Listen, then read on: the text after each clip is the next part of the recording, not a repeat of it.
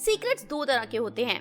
एक वो जो हम चार लोगों में बैठकर भावनाओं में बहकर शेयर कर देते हैं, बाद में पछताते हैं बट फिर सोचते हैं जो हुआ सो हुआ।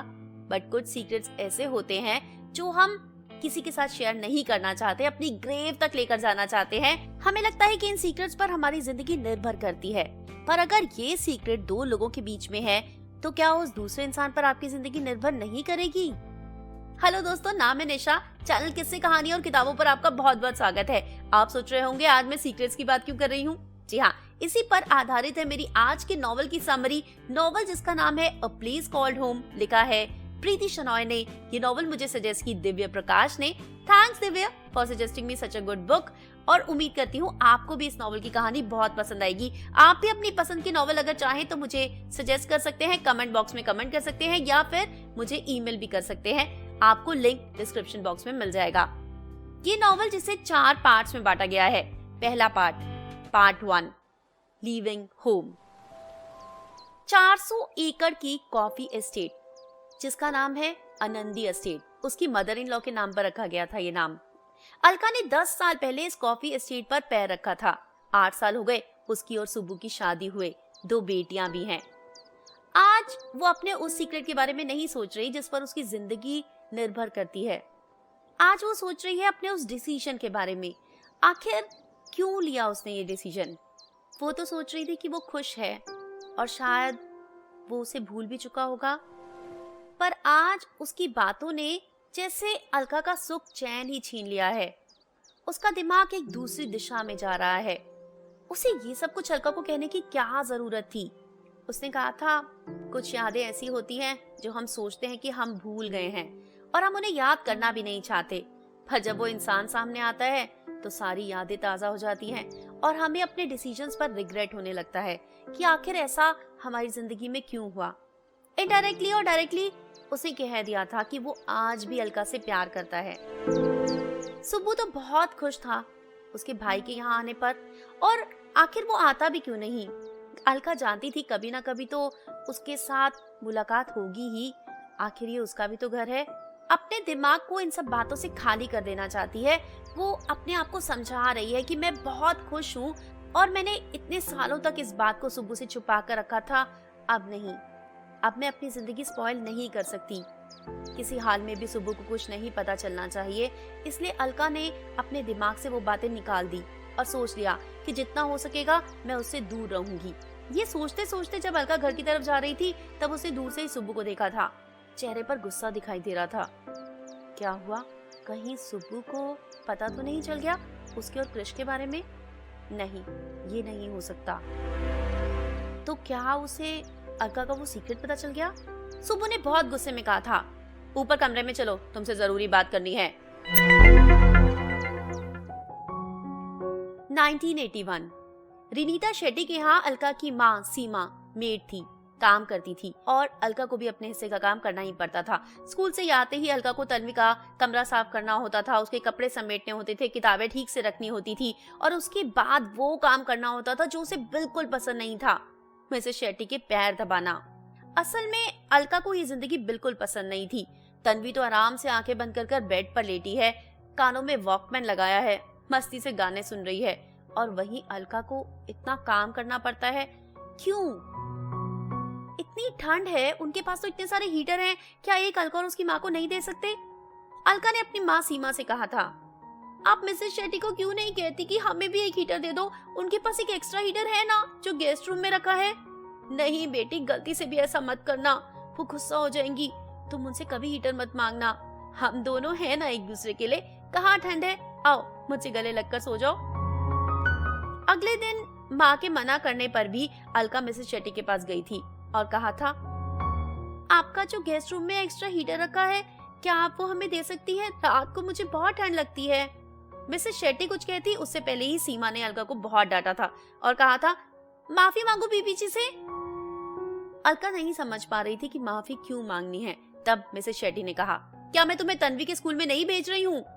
अलका ने सर हिला दिया। जानती हो उस स्कूल की फीस कितनी है? अलका नहीं जानती थी। तुम्हारी माँ जितना पूरे साल कमाती है ना, उससे भी ज्यादा फीस है उस स्कूल की, और मैं तुम लोगों की हर जरूरत पूरी करती हूँ। अगर मुझे लगेगा कि तुम्हें हीटर की जरूरत है तो मैं दे दूंगी, मुझसे कुछ मांगा मत करो। अलका वहां से आ गई थी। चलो कम से कम माफी तो नहीं मांगनी पड़ी। अलका की माँ उनके घर का सारा काम करती, खाना बनाती। महीने में एक दिन आधे दिन की छुट्टी मिलती थी। वो उस दिन बाजार जाती और अलका के लिए कुछ छोटा मोटा गिफ्ट ले आती।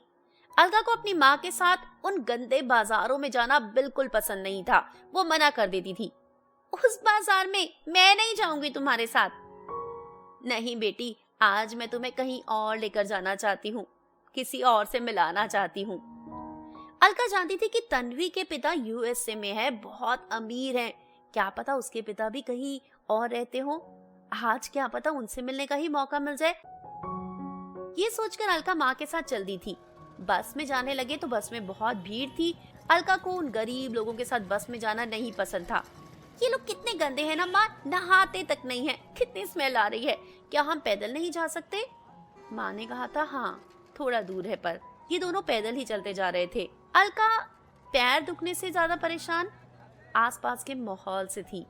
घर छोटे होते जा रहे थे, हर जगह गंदगी दिख रही थी, झोपड़ पट्टी में लोग पहुंच चुके थे। अलका को ये सारे माहौल नहीं पसंद। उसकी माँ असल में उसे अपनी दोस्त रेणुका के यहाँ ले गई थी। वो अलका को उसकी जिंदगी की सच्चाई बताना चाहती थी। वो जानती थी कि अब अलका बड़ी हो चुकी है और उसे अपनी जिंदगी की सच्चाई जान लेनी चाहिए, इसीलिए वो उसे यहाँ पर लेकर आई थी। रेणुका ने उसे उसके दुख के समय में बहुत मदद की थी उसकी। सीमा जो कि महाराष्ट्र के एक गांव में रहती थी, यहाँ पर शादी करके आ गई थी। उसका पति बहुत शराब पीता, उसे मारता पीटता, कुछ काम नहीं करता। वो घरों में जाकर सफाई करती, काम करती और उसके बाद जो पैसे मिलते वो भी छीनकर उससे पूरा दारू पी लिया करता। वो बहुत दुखी थी। वो प्रेग्नेंट थी तब भी वो उसके साथ बुरा व्यवहार ही करता था। तब उसकी सहेली रेणुका उसे वहां से बचाकर अपने घर ले आई थी। मिसेस शेट्टी के पड़ोस में ही वो काम करती थी। मिसेस शेट्टी के हस्बैंड उसी समय यूएसए शिफ्ट हुए थे। उनकी एक छोटी 2 साल की बच्ची थी जिसके लिए उन्हें पूरा दिन की मेड चाहिए थी। तब वो सीमा को उनके घर ले गई थी। मिसेस शेट्टी ने जब सीमा को देखा था तो पूछा था, तुम्हारी खुद की इतनी छोटी सी बच्ची है, तुम मेरी बच्ची संभालने के साथ साथ पूरा घर का काम कर लोगी? सीमा ने कहा था, बीबी जी मैं तो बचपन से ही घर का काम करते आई हूँ। छोटी सी थी तब अपने भाई बहनों को भी पालती थी और घर का भी पूरा काम करती थी। मिसेस शेट्टी ने सीमा को रख लिया था। सीमा ने उन्हें कभी डिसअपॉइंट भी नहीं किया। उसे मिसेस शेट्टी ने अपने घर में एक छोटा सा कमरा दे दिया था जिसके साथ अटैच टॉयलेट बाथ भी था। सीमा आज तक इतनी लेविशली कभी नहीं रही थी और वो मिसेस शेट्टी के एहसानों को कभी भूल भी नहीं सकती। तब उन्होंने उसकी मदद की थी जब उसके पास कोई सहारा नहीं था, वरना एक छोटी सी बच्ची के साथ माँ को कौन काम देता है। सीमा चाहती थी कि मिसेस शेट्टी के एहसान अलका भी समझे, पर अलका नहीं समझ पाती थी। रेणुका ने उसे कोल्ड ड्रिंक पिलाई थी, समोसे खिलाए थे, उसके बाद खाना भी खिलाया था, पर अलका बहुत चुप चुप थी। रास्ते में जाते हुए उसने सीमा को कह दिया था, माँ आज के बाद मैं कभी इनके घर नहीं आऊंगी। ये सुनकर सीमा बड़ी परेशान हुई थी। उन लोगों ने तो तेरे साथ अच्छा व्यवहार किया, तुझे अच्छा खिलाया भी, फिर ऐसा क्यों कह रही है? अलका नहीं बता सकती थी कि उसे यहाँ आने में शर्म आती है। वो एक बड़े स्कूल में जाती है, उसके स्कूल में पढ़ने वाले बच्चे बड़े बड़े घरों के हैं। अगर उन्होंने अलका को यहाँ देख लिया तो उसकी कितनी बेइज्जती होगी। हाँ कह दिया ना, तुम्हारी सहेली है, तुम्हें जाना हो तो जाना, पर मैं आज के बाद यहाँ नहीं आऊंगी और इस बारे में मुझसे बात भी मत करना। सीमा चुप हो गई थी।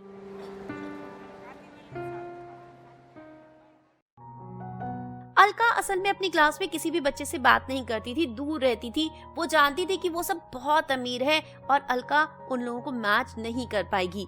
वो लोग तो बड़े बड़े घरों में रहते हैं, उनके पास नौकर चाकर हैं, वो स्कूल के बाद कैफेज में जाते हैं, घूमने जाते हैं, लैविशली बर्थडेज मनाते हैं, अच्छे अच्छे कपड़े पहनते हैं। कपड़े तो अच्छे अलका भी पहनती थी, पर तन्वी के उतरे हुए। इस बात के लिए तो वो कम से कम शुक्रगुजार थी कि स्कूल में यूनिफॉर्म पहननी पड़ती है, सब बच्चों के कपड़े एक जैसे ही होते हैं। ये लोग वहाँ से वापस आए तभी मिसेस शेट्टी ने अलका को बुला लिया था। वो अपनी सहेलियों के सामने अलका को दिखाकर शो ऑफ करती थी कि मैंने अपनी मेड को एक अच्छे स्कूल में पढ़ाया, उसे एक अच्छी एजुकेशन दे रही हूँ, उसके ऊपर मैं कितना एहसान कर रही हूँ। वो अलका से उनके सामने इंग्लिश में बात करती और जब अलका फ्लुएंटली जवाब दे देती तो वो बूस्ट करती कि देखो मैं कितना अच्छा सिखा रही हूँ, और सब लोग मिसेस शेट्टी की तारीफ भी करते। अलका को बिल्कुल अच्छा नहीं लगता था। अगर ऐसा करना ही है तो अपनी बेटी के साथ करो ना, मेरे साथ क्यों करते हो? सीमा को अलका की बातें नहीं समझ में आती थी। क्यों अलका को बुरा लगता है? सीमा को तो लगता था कि अलका को प्राउड होना चाहिए, उसे उनका शुक्रगुजार होना चाहिए एक अच्छी जिंदगी देने के लिए। पर अलका ऐसा नहीं कर पाती थी। एक दिन उसी इनर सर्कल में उन औरतों की बातें अलका ने सुन ली थी कि अंडर प्रिविलेज चिल्ड्रन के लिए स्कूल में फीस नहीं होती। तब अलका ने अपनी माँ को कहा था, वो मिसेस शेट्टी मेरे स्कूल की कोई फीस नहीं देती। पता नहीं तुम क्यों सारा टाइम उनका एहसान मानती रहती हो। तो क्या हुआ बेटी, अगर फीस नहीं भी देती तो उन्हीं की वजह से तो तू स्कूल में जा पा रही है। अलका ये सुनकर बहुत चिढ़ गई थी। अलका ने अपने आप को पूरा का पूरा किताबों में झोंक लिया था। माँ से कहती, एक दिन तुम्हें इस दलदल से जरूर निकालूंगी। हमारा भी एक बड़ा सा घर होगा, नौकर चाकर होंगे, तुम बस खाली बैठकर टीवी देखना, कुछ काम नहीं करना। देखना मैं पढ़ लिख कर बहुत अच्छी नौकरी करूंगी, बहुत सारे पैसे कमाऊंगी। सीमा हंसती थी और कहती थी, बस तू पढ़ ले, मैं ये चाहती हूँ कि तुझे दूसरों के बाथरूम ना साफ करने पड़े मेरी तरह। अलका कहती थी, नहीं करने पड़ेंगे, देख लेना। वो पढ़ाई में बहुत मन लगाती, बहुत अच्छे मार्क्स लाती। जब वो 12th में आई तो बाकी लड़कियों की तरह उसके मन में भी अरमान तो जागते थे। तब उसकी क्लास का एक लड़का हरीश उससे बात करने लगा था। वो अवॉइड करने की कोशिश करती थी, पर हरीश फिर भी उससे बात करता। एक दिन हरीश ने उसे बर्थडे पार्टी पर इनवाइट किया था और कहा था कि मैं अपने ड्राइवर के साथ आऊंगा तुम्हें लेने। अलका ने मना तो किया था, पर हरीश नहीं माना था। घर आके जब सीमा को कहा तो सीमा ने बिल्कुल मना कर दिया। इन बड़े लोगों की पार्टीज तुम जानती नहीं हो बेटी, वो पता नहीं क्या क्या करते हैं, शराब पीते हैं, मैं तुम्हें नहीं भेजूंगी।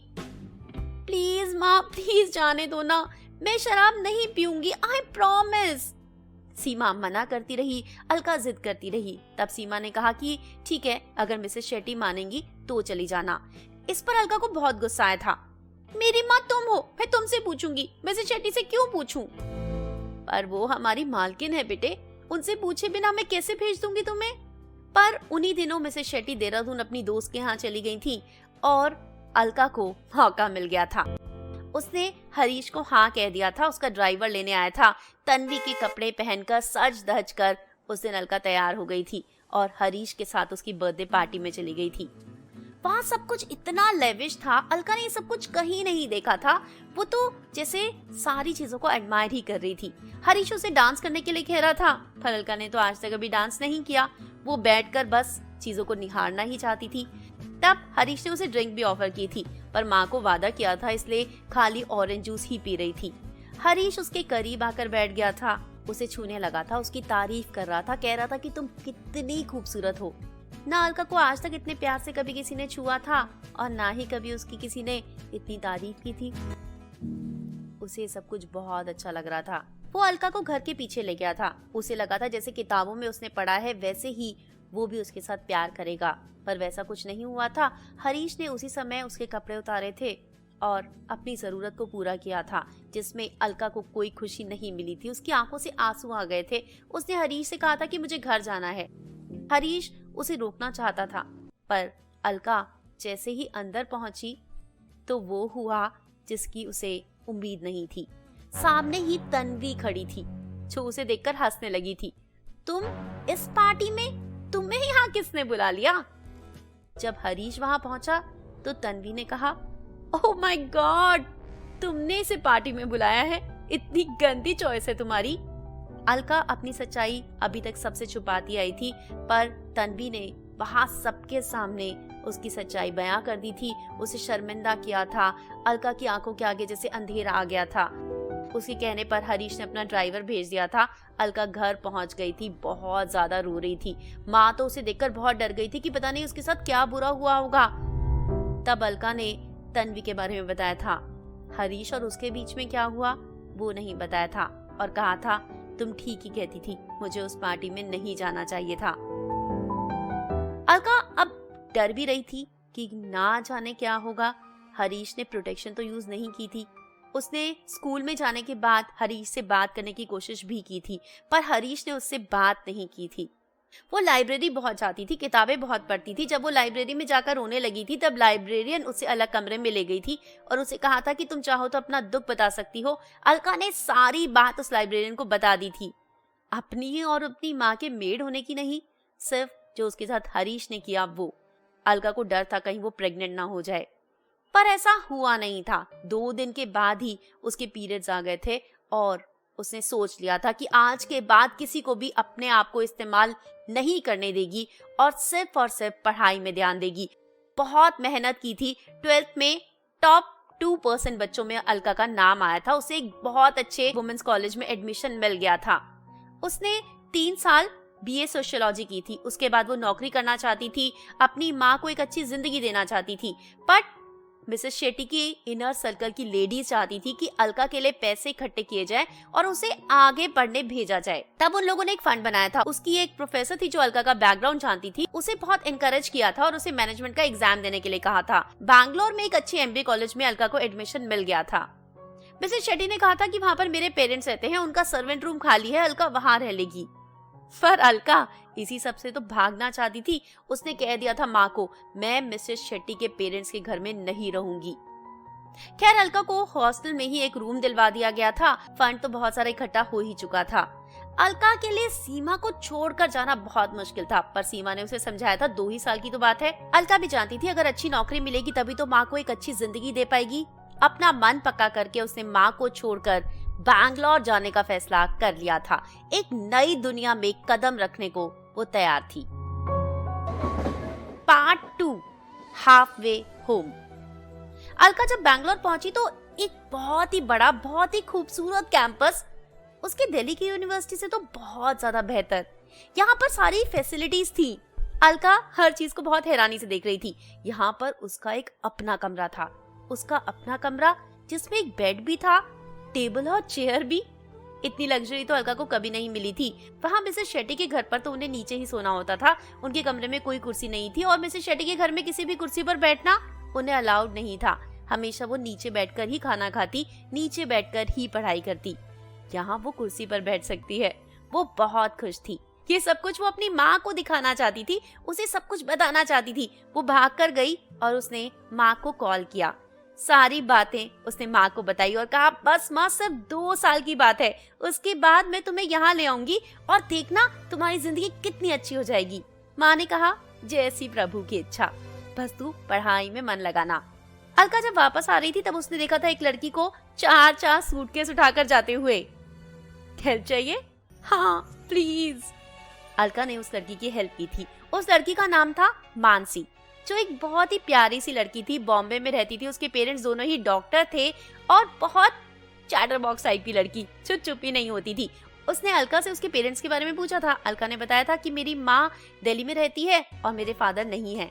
इससे ज्यादा अलका बता नहीं सकती थी और उसे अच्छा लगा था कि मानसी ने ज्यादा कुरेदा भी नहीं था। मानसी जो बहुत ज्यादा बोलती थी, अलका के लिए बहुत रिलीफ था क्योंकि उसे ज्यादा कुछ बोलना ही नहीं पड़ता था। देखते ही देखते अलका और मानसी बहुत अच्छे दोस्त बन गए थे। यहाँ दिल्ली में तो वो हर किसी से दूर रहती, पर मानसी के साथ बहुत अच्छी दोस्ती हो गई थी दोनों की। दोनों घूमती फिरती, कभी कभी कैंपस के बाहर इकट्ठे चाय पीने चली जाती। मानसी जो कि पढ़ाई के अलावा सब कुछ करना चाहती थी, वहीं अलका पूरा टाइम अपने आप को किताबों में झोंके रखती थी। उसे पढ़ना था, अच्छे मार्क्स लाने थे, अच्छी नौकरी चाहिए थी। मानसी कहती, यार तुम कितनी बोर हो, जब देखो पढ़ाई करती रहती हो, कोई बॉयफ्रेंड बनाना होगा तभी कुछ मस्ती हो सकेगी लाइफ में। मानसी ने डांस क्लब ज्वाइन किया था और वहां पर उसे एक लड़का पसंद भी आ गया था। लड़का बहुत टॉल था, हैंडसम था, बहुत सारी लड़कियां उसके पीछे पागल थी। नाम था क्रिश। मानसी ने सोच लिया था कैसे भी हो इससे बॉयफ्रेंड बनाना है, और जो सोच लेती थी मानसी वो करके भी रहती थी। उसने धीरे धीरे क्रिश के साथ दोस्ती की और फिर दोनों में प्यार हो गया। अलका को वो कहती, हम दोनों के साथ चलो। अलका को दोनों के साथ जाना अच्छा नहीं लगता। तब क्रिश अपने एक दोस्त रोहन को ले आता और मानसी जबरदस्ती अलका को रोहन के साथ फिट करने की कोशिश करती। अलका को रोहन बिल्कुल पसंद नहीं था क्योंकि वो एक बहुत अमीर परिवार का लड़का था। उसके पास कोई इंटेलेक्चुअल बातें नहीं होती थी। पर आज जब ये चारों बाहर घूमकर वापस आ रहे थे तब अलका के हॉस्टल के बाहर 2 लड़कियां खड़ी थी। उन्होंने अलका को कहा कि तुम्हें जल्दी से अपने घर पर कॉल करना होगा। मिसेस शेट्टी को कॉल था। अलका भागती हुई फोन बूथ गई थी और कॉल किया था।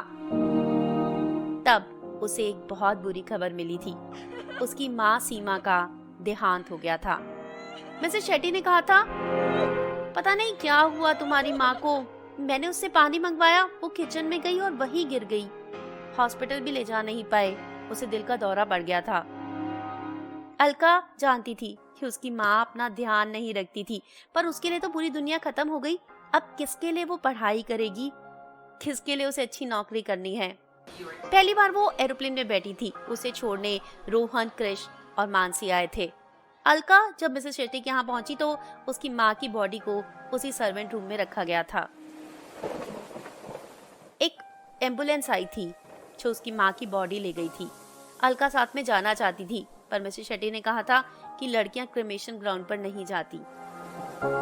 अलका को ये सब कुछ बहुत बुरा लगा था। उसकी माँ ने हमेशा मिसेस शेट्टी की हर इच्छा पूरी की, दिन रात उनकी सेवा करती रही, अपने शरीर का बिल्कुल ध्यान नहीं रखा और आखिरी समय में उन्हें एक अच्छी विदाई तक नहीं दी मिसेस शेट्टी ने। लावारिसों की तरह उन्हें एम्बुलेंस में भेज दिया गया। अलका उस रात अपने कमरे में बैठकर बहुत रोई थी, बहुत याद किया था अपनी माँ को। अगले ही दिन अपना सामान पैक किया था और जब जाने लगी थी तब मिसेस शेट्टी ने पूछा था, आज ही जा रही हो? हाँ, क्या करूंगी यहाँ रहकर, और वैसे भी आपकी दूसरी मेड आ जाएगी तो मेरे लिए रहने की जगह भी कहाँ होगी। मिसेस शेट्टी ने कोई जवाब नहीं दिया था। अलका वापस हॉस्टल आ गई थी। अपने कमरे में अपने आप को बंद कर लिया था। ना क्लास में जाने का मन करता था, ना किसी से बात करने का मन करता था। मानसी बहुत ध्यान रखती थी उसका। हर क्लास के बाद उसके पास आती, उसे समझाती, उसे बताती टीचर्स क्या पढ़ा रही हैं, उसे फोर्स भी करती क्लास में जाने के लिए। पर अलका कहती, किसके लिए पढ़ाई करूं, किसके लिए मेहनत करूं। कुछ दिनों के बाद ही क्रिश और रोहन भी अलका के कमरे में आए थे। उन दोनों ने भी अलका को बहुत समझाया था। उसे जबरदस्ती बाहर चाय पिलाने ले गए थे। अलका के लिए सब कुछ बहुत मुश्किल हो रहा था, पर इस सब के दौरान वो क्रिश, रोहन और मानसी के बहुत करीब हो गई थी। ये तीनों उसका बहुत ध्यान रखते थे। रोहन शायद अलका से प्यार करने लगा था, पर अलका सिर्फ उसके साथ समय ही बिता रही थी। उसके मन में रोहन के लिए कोई फीलिंग्स नहीं थी। एक दिन रोहन ने उसे छूने की कोशिश भी की थी। अलका ने इनकार कर दिया था। कुछ दिनों के बाद वो रोहन की एक बुक वापस करने उसके हॉस्टल पहुंची थी। तब उसने रोहन के कमरे में एक लड़की को देखा था। समझ गई थी दोनों के बीच में क्या हुआ है। रोहन ने अलका को रोकने की कोशिश की थी, उसे समझाने की कोशिश की थी, उससे माफी भी मांगी थी, पर अलका ने कहा था, जो तुम मुझसे चाहते हो वो मैं कभी नहीं दे पाऊंगी। मुझे खुशी है कि तुम्हें कोई और लड़की मिल गई। अलका को बहुत रिलीफ फील हुआ था कि चलो अब रोहन के साथ उसे बाहर नहीं जाना पड़ेगा। अब अलका की जिंदगी नॉर्मल हो गई थी। देखते ही देखते 6 महीने बीत चुके थे। 3 दिन की छुट्टियां आ गई थी। क्रिश अपने घर जा रहा था। तब उसने अलका और मानसी को भी साथ चलने के लिए कहा था। अलका ने कहा था, मैं कबाब में हड्डी क्यों बनूं? क्रिश ने कहा था, कबाब में हड्डी नहीं, तुम्हारा साथ हमें अच्छा लगता है, प्लीज हमारे साथ चलो। उसकी एक कॉफी प्लांटेशन थी बहुत बड़ी और वो मानसी और अलका को अपने साथ लेकर जाना चाहता था। अपने घर, अपनी माँ और अपने भाई से मिलाना चाहता था। वो प्लांटेशन दिखाना चाहता था और अलका को समझा रहा था कि उसके लिए एक अच्छा चेंज भी होगा। बहुत दिनों से वो कॉलेज से बाहर निकली भी नहीं है। अलका की जिंदगी में कोई खुशियां तो बची नहीं थी।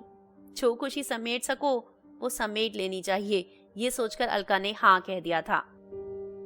अगर क्रिश की बात करें तो वो जब बहुत छोटा था उसके पिताजी का देहांत हो गया था। उनकी 400 एकड़ की कॉफी प्लांटेशन थी। उसका भाई जो स्कूल में पढ़ता था उसके ऊपर बहुत सारी रिस्पॉन्सिबिलिटीज आ गई थी।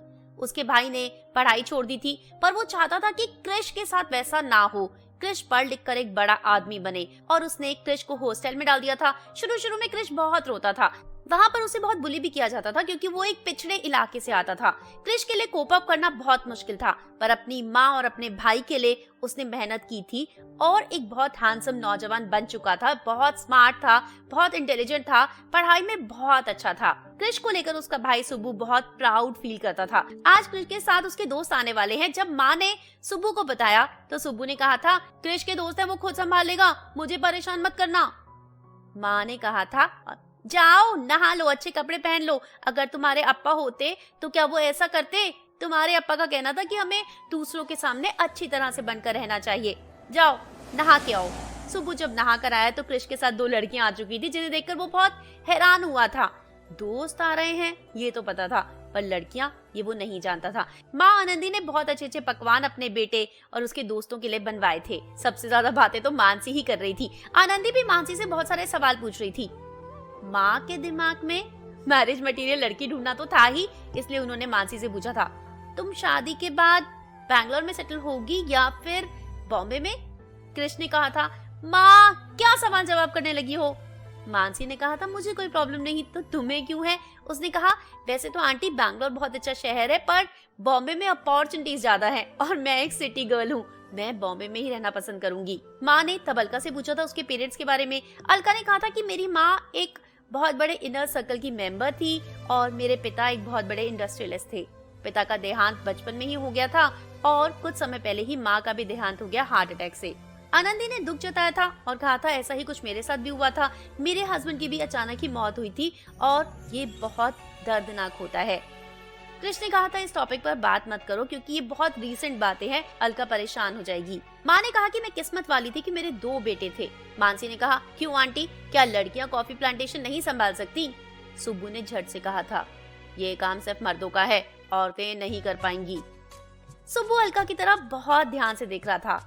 उसने फेडेड जीन्स और टी शर्ट पहनी हुई थी, बाल लंबे, चेहरे पर एक कॉन्फिडेंस था, एक सिंप्लिसिटी और उसके साथ साथ प्राउड भी। जब से वो 26 साल का हुआ है, माँ उसके लिए मैरिज मटेरियल लड़की ढूंढ रही है।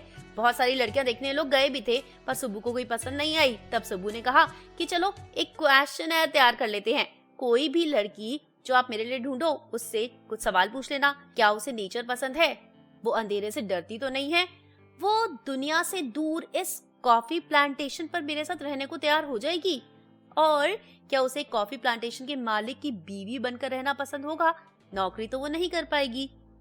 माँ ने कहा था ये भी ठीक है। सुब्बू ने कहा था मैं तो मजाक कर रहा हूँ, आप सीरियस ही हो गई। पर माँ ने कहा था हाँ, तुम्हारे साथ जो लड़की शादी करेगी उसमें ये गुण तो होने ही चाहिए। एक तरफ मानसी, जिसके लिए नेचर का मतलब है फोटोग्राफ्स खींचना, उस खूबसूरती को फोटोग्राफ्स में कैप्चर कर लेना। वहीं अलका को नेचर से बहुत प्यार है, उसे नेचर में बैठकर उसे एंजॉय करना, उसे एडमायर करना बहुत पसंद है। वो घंटों बैठकर पेड़ पौधों को देख सकती है, पक्षियों की आवाजें सुन सकती है। मानसी को यहाँ पर खाना बिल्कुल पसंद नहीं आ रहा था और अलका उस ऑथेंटिक खाने की तारीफ करते करते थक नहीं रही थी। उसने तो आनंदी को कहा था आंटी मुझे ये सारा खाना बनाना सिखा दीजिए, बहुत टेस्टी खाना है, मैं आपसे सारी रेसिपी सीखना चाहती हूँ। आनंदी बहुत खुश हो गई थी। ये सब लोग प्लांटेशन एक्सप्लोर करने निकले थे। वहाँ पर एक छोटी सी स्ट्रीम भी थी। अलका जिसे देखकर बहुत एक्साइटेड हो गई थी और भागकर पानी में चली गई थी। मानसी को कीड़े मकोड़ों से बहुत डर लगता है और वहाँ पर लीचेस भी होती हैं। वो तो कार से उतर भी नहीं रही थी। कृष उसके साथ वहाँ स्ट्रीम में चला गया था। दोनों पानी से खेलने लगे थे। अलका गिरने लगी थी तो कृष ने अपने मजबूत हाथों से अलका को पकड़ लिया था। दोनों ने एक दूसरे की तरफ देखा था और एक अजीब सा करंट अलका ने महसूस किया था। अलका एम्बैरस हो गई थी और सुब्बू को भी ये देखकर अच्छा नहीं लगा था। ये लोग वापस आ गए थे। अगले दिन सुबह सुबह अलका एक बार फिर अकेले कॉफी प्लांटेशन एक्सप्लोर करने निकल गई थी। सुब्बू वहाँ पर काम कर रहा था। सुब्बू एक बहुत मेहनती इंसान है। उसे प्लांटेशन में मजदूरों की तरह काम करना बहुत पसंद है। उसे हार्ड वर्क करना बहुत पसंद है। वो दिन रात मेहनत करने में विश्वास रखता है। जब उसने अलका को देखा तो वो उसे एक फाउंटेन के पास ले गया, जिसे देखकर अलका बहुत खुश हुई थी। वो यहाँ की छोटी छोटी चीजें देखकर बहुत ज्यादा फैसिनेट हो गई थी। सुब्बू भी उसे अब पसंद करने लगा था, पर मन ही मन। ये लोग वापस आए थे तब अलका के पैर में एक लीच चिपक गई थी। कृष्ण ने उसे निकाला था। सुब्बू बहुत जेलस फील कर रहा था। उसके बाद दवाई दी थी जिसे अलका ने लगा लिया था। मानसी तो वहाँ से उठकर ही भाग गई थी। उसे तो ये सारी बातें तक नहीं पसंद। अलका तो इस जगह पर जैसे नेचुरली फिट हो गई थी। जाते हुए आनंदी ने उसे हग किया था और कहा था दोबारा जरूर आना। अलका ने कहा था जी आंटी जरूर आऊंगी, मुझे आपसे इतनी सारी रेसिपीज भी तो सीखनी है। कृष को अच्छा लग रहा था देखकर कि उसकी माँ के साथ अलका कितना अच्छा बिहेव कर रही है और उन दोनों को एक दूसरे के लिए एक अजीब सी खिंचावट महसूस होनी शुरू हो गई थी, जिससे अलका को बहुत डर लग रहा था। वो मानसी को बहुत प्यार करती है, उसके साथ धोखा तो नहीं कर सकती। चाहते हुए वो कृष को अवॉइड कर रही थी और कृष बार बार उसी को देखे जा रहा था। जब ये लोग वापस आ गए थे तब भी अलका बहुत कोशिश करती कृष से दूर रहने का और मानसी इन दोनों को हमेशा मिलाकर रखना चाहती। वो चाहती थी कि उसके सबसे प्यारे 2 दोस्त हमेशा उसके साथ रहें। वो अलका को भी बहुत प्यार करती थी और कृष को भी, तो हमेशा कोई भी आउटिंग पर जाना होता जबरदस्ती अलका को अपने साथ ले जाती। अलका बार बार बहाने बनाती पर वो ना मानती। कृष भी ये सब कुछ देख रहा था और उससे भी अलका के लिए एक अजीब सी खिंचावट महसूस हो रही थी, एक ऐसी फीलिंग जो आज तक उसे किसी लड़की के लिए नहीं आई थी। वो मानसी के लिए भी वैसा महसूस नहीं कर पा रहा था। एक दिन अलका अकेली लाइब्रेरी में थी तब कृष वहाँ चला गया था और अलका के सामने बैठ गया था। कहा था सोच रहा हूँ मानसी को मेरी जो तुम्हारे लिए फीलिंग्स है वो बता दूं। ये सुनकर अलका को बहुत गुस्सा आया था। उसने कहा था, खबरदार अगर मानसी को तुमने कुछ कहा, और तुम्हारे और मेरे बीच में कुछ नहीं है। अलका को तो बचपन से ही अपनी फीलिंग्स छुपाने की आदत थी। आज भी वो पूरी कोशिश कर अपनी फीलिंग्स क्रिश से छुपा ही रही थी। उधर कॉफी एस्टेट में नए व्हाइट कलर के बहुत सुंदर फ्लावर्स आ गए थे। पूरी एस्टेट बहुत खूबसूरत लग रही थी और सुब्बू ये सब कुछ अलका को दिखाना चाहता था। उसने फोन करके क्रिश को कहा था कि यहाँ बहुत अच्छे फूल खिले हुए हैं, एस्टेट बहुत सुंदर लग रही है, अगर तुम चाहो तो अपने दोस्तों को ले आओ। क्रिश ने मानसी और अलका के सामने प्रपोजल रखा था।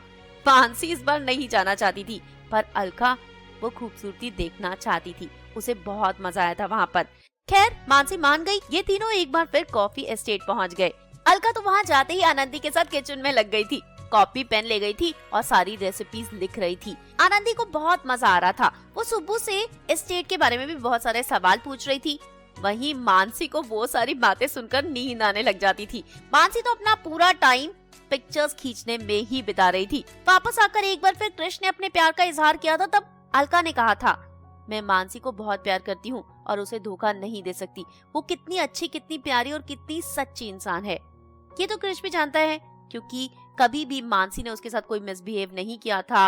वो हमेशा उसकी बातों को समझती थी, उसकी हेल्प करती थी, उसकी प्रॉब्लम्स को समझती थी और वो उसे अवॉइड करता था। तब भी वो उससे लड़ाई नहीं करती थी। इतनी प्यारी लड़की को धोखा देना दोनों के लिए बहुत मुश्किल था, इसलिए अपनी फीलिंग्स को छुपाकर ही रखना होगा। पर आप अपनी इस तरह की फीलिंग्स को कब तक छुपा सकते हो? खैर क्रिश जो इन दोनों से सीनियर था, उसे मुंबई में इंटर्नशिप मिल गई थी। मानसी दुखी थी, पर अलका बहुत खुश थी। उसे अब 6 महीने के लिए क्रिश से छुटकारा मिल जाएगा और फीलिंग्स तब तक तो बदल ही जाएंगी।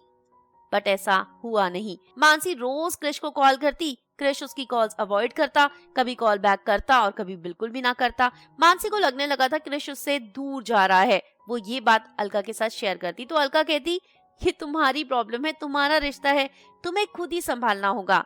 शायद हो सकता है कि क्रिश बिजी हो। मानसी सोचती कि हाँ यही सही होगा, वो बिजी ही होगा, वो मुझे अवॉइड क्यों करेगा।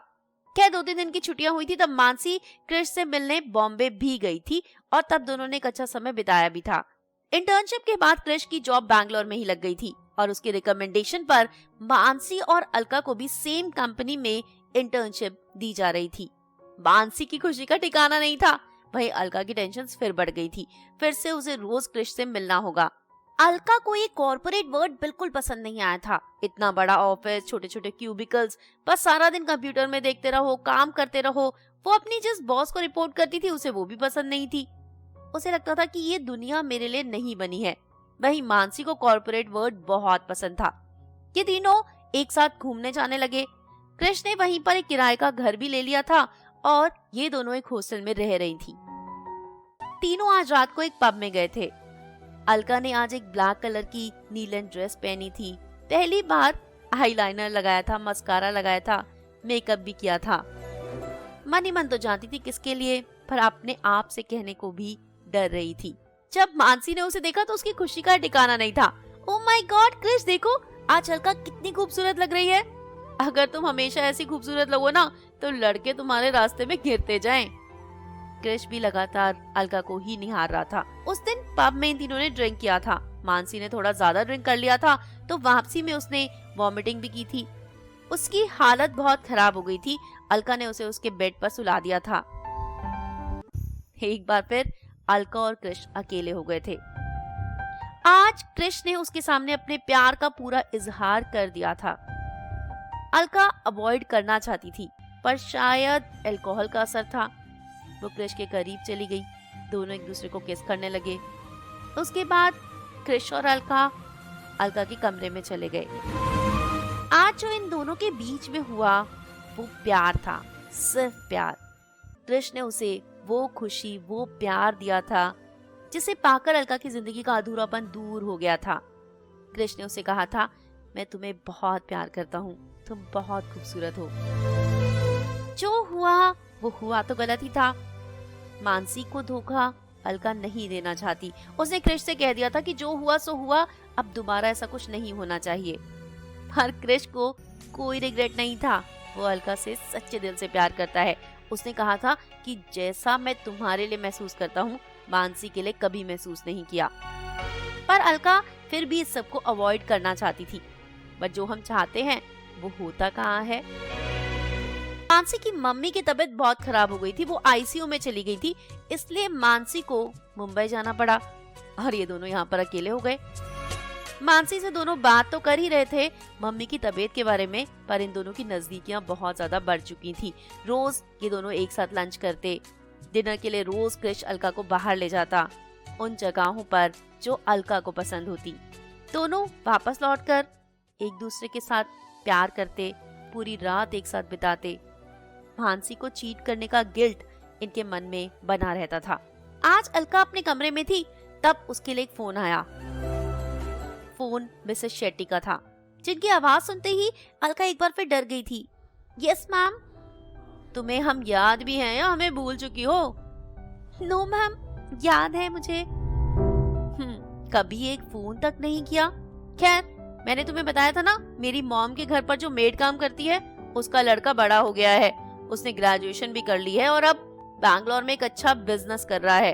पढ़ी लिखी लड़की चाहता है, तब मैंने तुम्हारा नाम रिकमेंड कर दिया। तुम्हारी माँ होती तो उसे कहती, पर अब तुम्हें ही कहना पड़ रहा है। कल जाकर उससे मिल लेना।